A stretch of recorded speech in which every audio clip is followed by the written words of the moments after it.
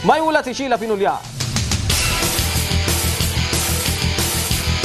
Ng mga bunga ng saging at kakaibang pagtubo ng puso sa gitna ng puno ang bagong kinagigiliwan sa Tapuac, Dagupan City. Bukod sa kakaibang tubo ng bunga, sino ba naman ang hindi maaaliw sa napakaliit nitong saging na kasing laki ng hinliliit sa daliri ng kamay? Early morning nung magpapakain ako ng mga kalapati ko, na nagulat ako, lumalabas pa lang siya eh. Ano to ako? Tapos after a day, na-confirm ko na puso nga ng saging, which is abnormal yung pagtubo niya. Kasama ang kinatawan ng City Agriculture Office, tinignan nila ang itsura ng bunga ng puno ng saging. May ilang dahilan kung bakit abnormal ang paglaki nito. Isa na rito ang naranasang bagyo at ang sapat na nutrients na kailangan ng puno para mamunga.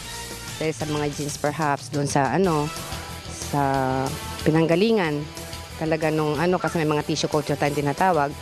May mga mali doon din sigurong nakakontribute in addition to the typhoons that we have had. Tansya niya nasa mahigit 2 linggo na ang bunga. Malabo na raw nalalaki pa ito. Pero paniniyak naman nila na pwedeng kainin ang puso ng saging.